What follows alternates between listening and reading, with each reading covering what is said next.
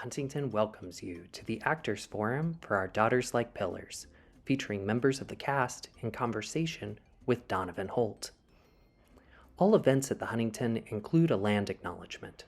The Huntington acknowledges that our physical spaces stand on the occupied homeland of the Massachusetts people. We begin by acknowledging the Massachusetts tribe, from whom the colony, province, and Commonwealth of Massachusetts have taken their name. We pay respect to the ancestral bloodline of the Massachusetts tribe and their descendants who still inhabit the land to this day. We honor and respect the many Native peoples who are connected to this land past, present, and future, including the Nipmuc and Wampanoag peoples. And now, the Actors Forum. Hi, everyone. My name is Donovan Holt. I'm the Artistic and Front Porch Co-op here at the Huntington. Today, I have some of the wonderful cast members of Our Daughters Like Pillars by Kirsten Greenidge. If you all can go around and introduce yourself, who you play. Let's start with Lizanne. Hi, everybody. My name is Lizanne Mitchell, and I'm playing the matriarch, pardon me, of the family, of the Shaw family, and her name is Yvonne. All right, Lindsay. Hi, my name is Lindsay Allen Cox, and I play the youngest sister of the Shaw family, and her name is Zelda. Awesome. Ari. Hi, my name is Ari Thompson, and I play the middle sister, Octavia Shaw Curtis. Nicole. Bless you. Nicole. Hello, I am sneezing, and my name is Nicole Salter. I play the eldest daughter in the Shaw family, Lavinia Louise Shaw Williams. And last but not least, Miss Cheryl. Hi, my name is Cheryl D. Singleton, and I play Missy Shaw, who is the stepmother of the Shaw daughters. We are so happy to have all of you here, and I have like a bunch of questions. So interested to know how this process has been. It's been almost 2 years of rehearsals and workshops, and we finally were able to put it on now. So what was this process like within those things, and like how have your characters progressed and changed and built over these last 2 years? Well, I consider it a blessing that we're here, because like the whole world stopped, and of course theater stopped because it's such a participatory experience for everyone, and it was no telling who was going to be able to come back and in what form they were going to come back in. So fortunately, our family prevailed, under the umbrella of the Huntington, and we are here. So I consider it a blessing. Yeah, it's been an interesting process because, the play itself has been in development since I want to say 2014, possibly. And I came on board in the summer of 2019, and to have a character and a story with you for that long, like that was a new experience for me. And I found that because it's a play about family, over the last 2.5 years, just being involved in this process has profoundly affected my own relationships within my family in ways that I wasn't expecting, because I think that the play does tap into something that is just so deeply human and almost archetypical about the way families are structured, about the dynamics, the secrets, the alliances, the support, that getting to work with it and seeing it change and seeing my character change. And then with COVID coming and then making it, something that for me, it was like a light in the future, because the Huntington was pretty clear almost immediately after we shut down that this production was going to happen. So it was actually a bit of a lifeline as well. So like the depth to which the project settled in my life was a completely new experience for me, for which I am, as Lizanne said, incredibly grateful. Yeah, I came on board for the 2020 production and was, first of all, just grateful to be involved in this process. I've worked on readings of Kirsten's work before at the Huntington, but had never been cast. And, you know, for me, being the last surviving member of my family, there are so many things in this process that have brought up things about family secrets that I don't know. And then just other moments when I recognize family members in the piece and go, oh, okay, I know that person. And I remember that pain as well. You know, Missy has progressed quite a bit in all of these changes. And certainly even in previews, we, you know, two new scenes written during previews that really helped me understand her better. Because in my mind, her motivations weren't as clear before. And the process that we've gone through, getting this up to the stage, was very collaborative. Kirsten is great in the room that way and very open to what the actors have to say, as was Kimberly, as was Pascal, as was Charles, to really listening to how we felt about our characters and our journeys and making that clearer for us so that we could come to this world premiere that we are at now. And I feel very fortunate to be working with this group of artists on stage and the artists off stage. It's just been an exhausting and challenging and wonderful journey.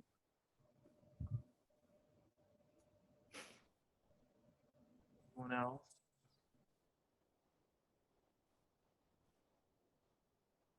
All right, then I'm going to jump into my next question, because when I've seen this, I am in so much awe with just how connected everyone is.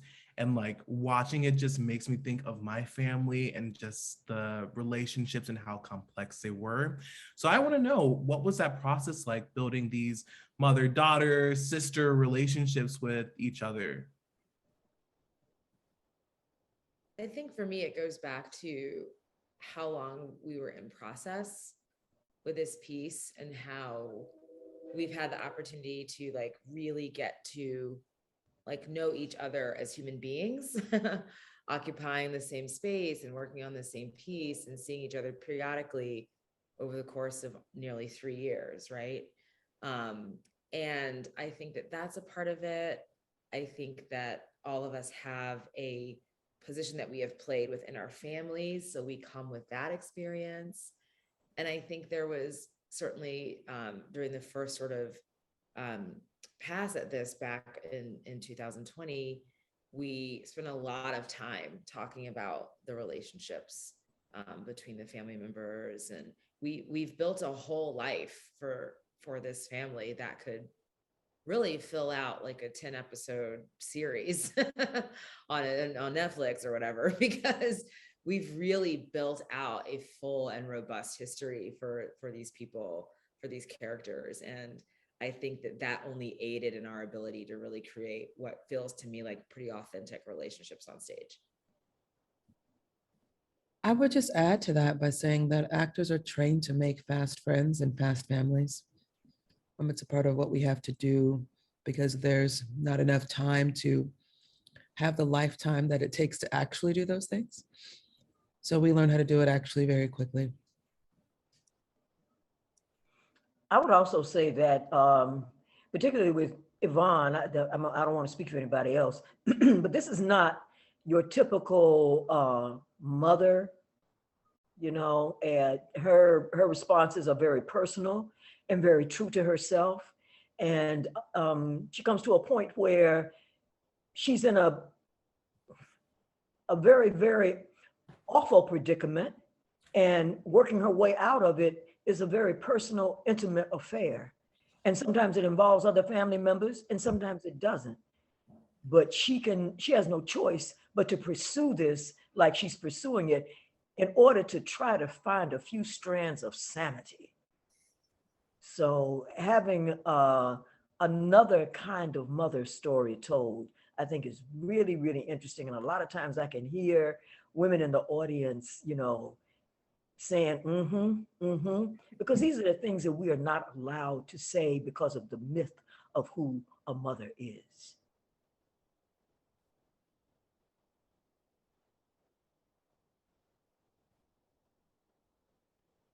I am muted. I'm still figuring Yes, out you this Zoom were. stuff after 3 years.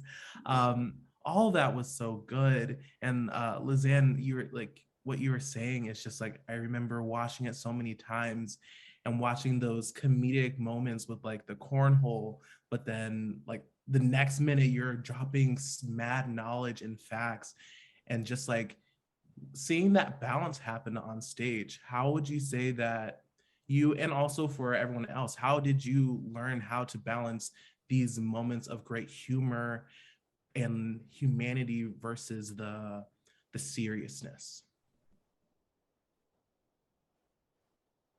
Well, I really enjoy it, because like the personality is so vast.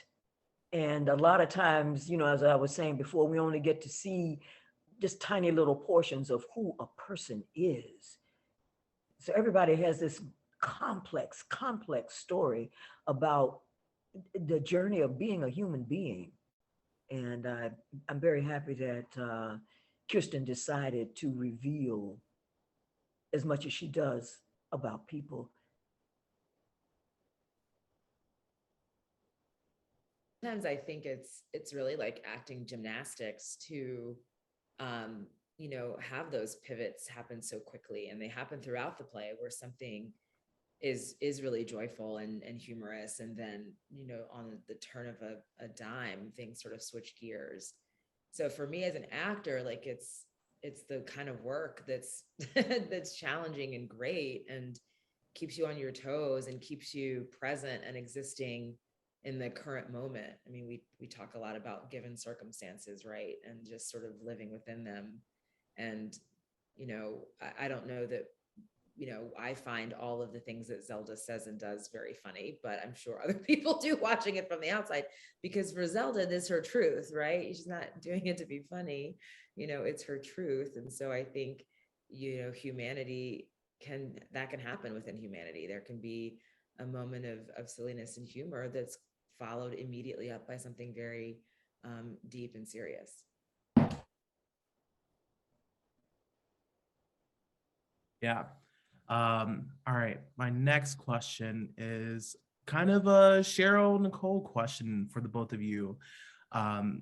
Towards the end of Act 3, there's this great moment that was, I believe, added during previews of like the plan being revealed, buying the tiny home and just trying to get what you both want. Can you talk about what that final scene and like how you navigated that, with like the ways in which you had to go from feeling loved by Lavinia to being ostracized, and like what's just going in your head, and how did you get to this moment? That was a hard scene to get to, honestly. And the scene that audiences are seeing now, we didn't have until previews. And that came from a lot of what is actually going on here. What is really true here. And a lot of that, frankly, came from Nicole keeping that question in the air of, do we know what's going on here? What is going on? So there was a lot in that scene previously that just was jettisoned to really get to the heart of what is going on here between these two and what is it that each of them wants. And for me, that and the changes to my scene with Lizanne really helped to sort of define more about Missy, because before that, it sort of felt like she didn't really care about what other people thought, and that she was also sort of clueless in that regard. And in both of those scenes now, she has much more purchase, and it makes that final monologue even harder. Both for me as an actress, that monologue is harder in good ways, but I think it's also harder for the audience to see that happening. I would add to that by saying, yeah, it is difficult to, it's a reward and it's difficult to be a part of the birth of a new work. And the birth of a new work, like the birth of a baby, knows no timeline. So your timeline for production has nothing to do with what it wants to be and when it's ready to come out. What we had was a diligent team of people really willing to keep asking the hard questions, and to be patient and truly collaborative, not necessarily cooperative. Like, we're all here respecting one another's contribution, intellectual and artistic contribution to the betterment of this work. And so the assumption for anyone who offers their feedback or their critique or their desire or their interest is that it's coming from a place that's going to improve the whole. So really being in an environment that allows us to be better because we're together. I wouldn't say it's rare, but I would say it's still special and should be honored.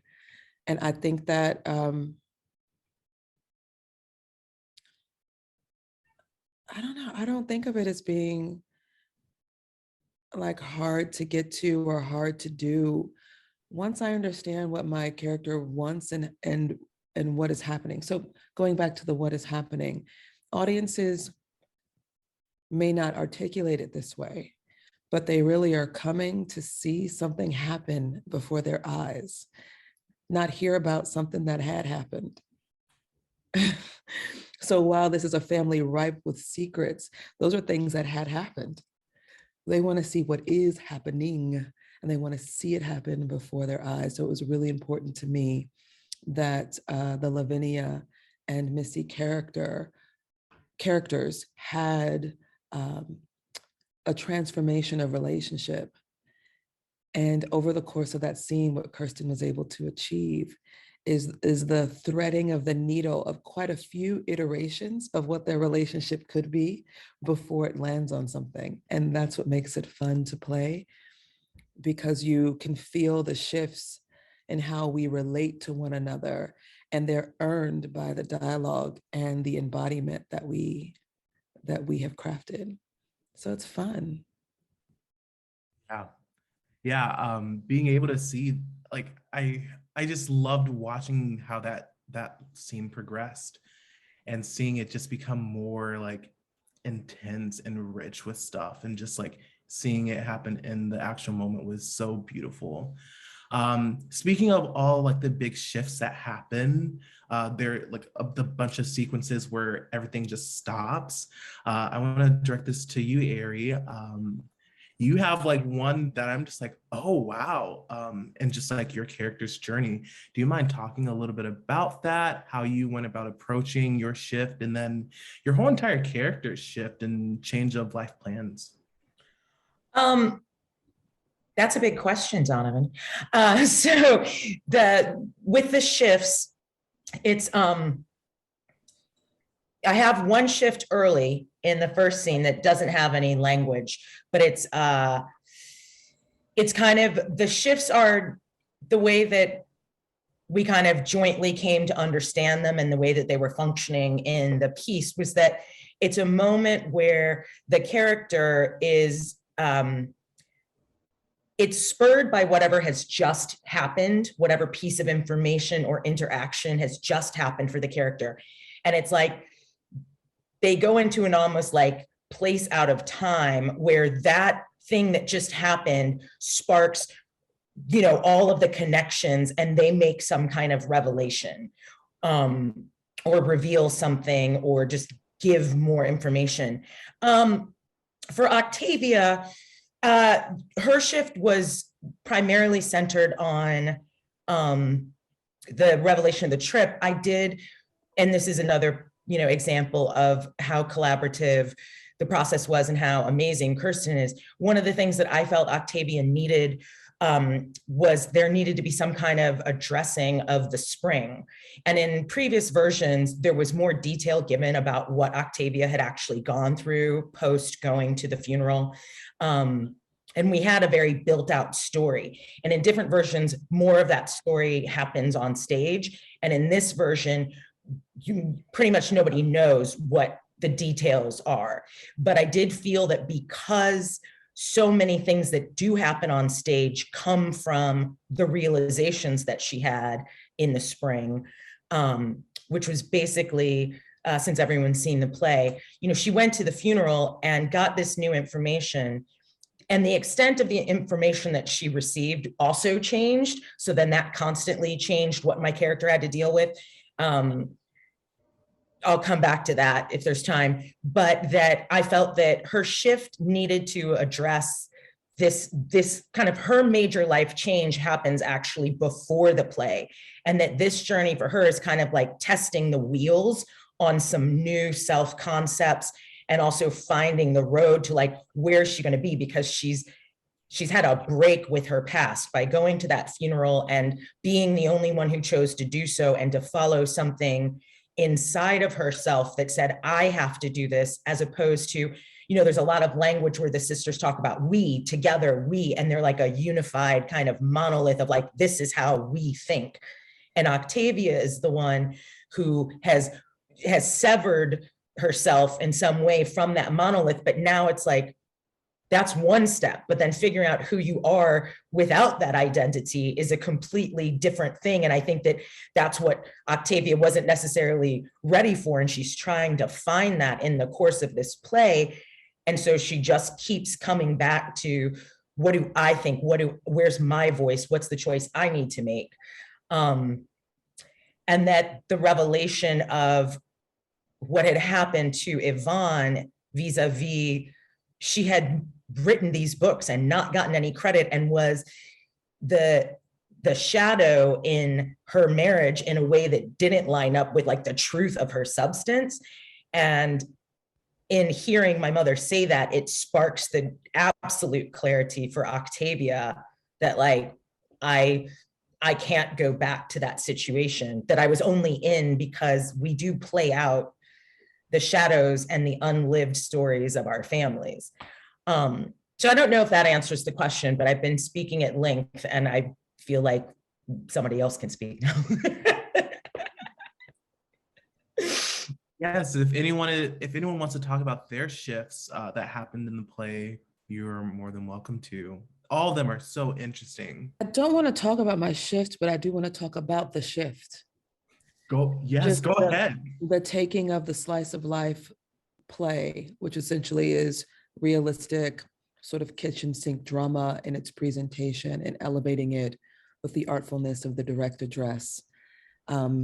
It's the way in which Kirsten has allowed each of the characters space to voice what they're actually feeling in a way that the actual circumstances and relationships would never allow. And so I love that there's an opportunity. It kind of functions in a literary way, that way. The way in novels, you're able to get into the psyche of a character because you're able to follow the inside of their character. In plays, they're driven by action. So you're able to glean what you can from what you see happen. But in this direct address, this sort of soliloquy, asides, if you will, you get this opportunity to see this whole other layer of expression and understanding of character that you sort of, I think as an audience member, you feel like it's like a secret that you have, because clearly no one else in the play understands this person quite as thoroughly as you're going to be able to articulate to the audience. So it gives them a lot of empathy for you, and a lot of sort of the poised nature of knowing, of coming to know how they feel, and knowing that those feelings are not going to go well in this situation. They're just not going to be, they're not gonna go well. I like that about all of the shifts. Yeah, it is really the added clarity for us as an audience that just makes it even more rich, and you just see the conflict happen, and it is so beautiful. Yeah, I have one last question, and this is for everyone. Which character, which sister do you most align with? I know for myself, I am definitely a Zelda. I'm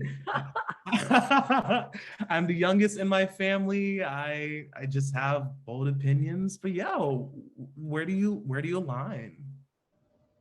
I'm actually in my family, I'm a Zelda, and align most just even in my life choices and general approach to things. I like my family's going to watch it and be like, that's so funny. You could have played Zelda. Like I know my family's going to be like, that's when you should did it. That was just like, yeah. So that's my answer. Really, I see, excuse me. I see all my daughters as aspects of myself. And so I align with each one in a different kind of way. But because of my personal ambitions as a writer, have never been fulfilled. Octavia See? closely comes to, how I seek fulfillment, through one of my children, how I want the legacy of who Yvonne is to evolve and pass into. Not guaranteed though, but I see myself in each daughter very, very clearly, and I enjoy all of them. I might not have that much to say to them, but but you can listen and pick up a whole lot more than you can having a conversation sometimes. Octavia is your favorite. Just say it. It's okay. It's not that I really don't have favorites. All of you embody me. So I mean, if I could say a favorite part of me is that I'm a writer, but a favorite part of me is my home and how I put it together and how I take control, Lavinia. And then you have that, adventuresome side that comes out there and just does exactly what she wants and thinks the way she wants, and you better get out of the way. And that's Zelda. So it's all me. I would say I'm definitely aligned. It's interesting. I am a younger sister and I am an older sister. My siblings and I are very far removed in age from one another, more than I think they would be in most families. And so I feel like each of us has the experience of being an only child and of being and I have the experience of both being the eldest and the youngest, because I'm in the middle of these two very far spanning individuals. And so I think Nicole definitely, I think most people would be like, oh yeah, Nicole is most aligned with Lavinia for sure. But a few people who know me a little better might also see that I'm aligned with Zelda very much. And because I was raised in an extended family situation, I'm part of a generation of girls, of which I fall in the middle. So those people might see me as Octavia. All of my students at Howard probably see me as Lavinia.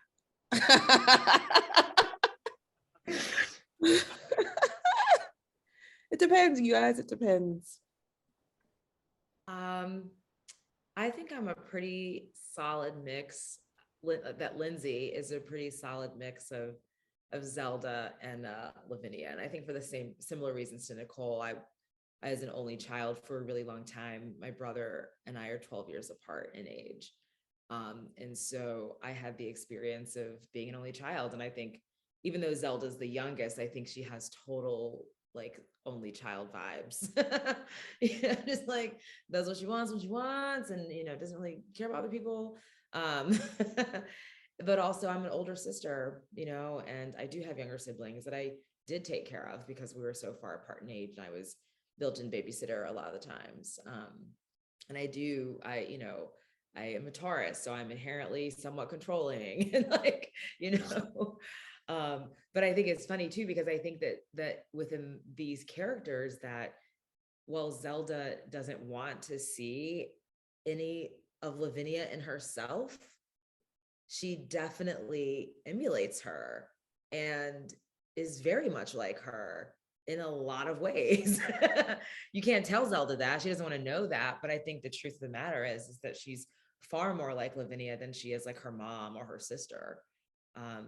So I think there's that scene when the three of them are downstage discussing what to do with Missy Daniels. And it's like, Zelda just emulates whatever Lavinia is doing physically, if Lavinia crosses her arms, Zelda crosses her arms, So I think Zelda feels very much like she's her own person, but I think she very much is a Lavinia. And I think I am a very good mix of the two of those sisters. I think of myself as a mix of Octavia and Lavinia, definitely. And wishing I had more of Zelda. This is where I see myself. I'm the youngest of two, and he left. He was 6 years older and left us when I was 18. So there's there are parts of me that I wish were more sort of independent and, all else be damned, basically. But I also feel like I'm very much a nurturer, and that's a big part of me. But I also love Zelda's romanticism, and that's also a part of me too. So yeah, the combination. And you, Donovan? I'm unfortunately, I would say I'm a mix of Zelda and Lavinia for sure. I love a good spreadsheet. I love a good calendar. Like, I am the planner of my family, of my friend groups. And then I naturally just am the Zelda. Naturally, I'm just the youngest. I want this, I want that. Like, come on, can't you see it my way kind of thing. But also still trying to get the approval from my family. That's the quote of the day. I love a good spreadsheet. I love a good spreadsheet. Oh, Well, thank you all so much for joining me on this Zoom call to have a little convo, a little chat. You all are so amazing, and I can't wait to see it again and again and again. But thank you so much for this conversation. thank you. Thank you. Thank you, Donovan. And thank you for your help during the show too. Yes. Yes, sir. Yes, definitely. Yeah. Ooh, are you proud of the lines? Are you proud of them? Seeing them, I'm like, yes, we're there. Yes. Do we need to explain to the audience, our audience, what we're talking about? Because it's kind of like an inside thing. They don't really know what we're talking about. But Donovan was on book, and on book means that there's someone who's paying close attention to the words of this play that lets us know when we are going off. And it's invaluable because you can slide off into a whole nother play if you don't watch it. So Donovan was there with us, and he was wonderful, very capable, and kind. Kind, yeah. Very kind. Thank you all. Thank you.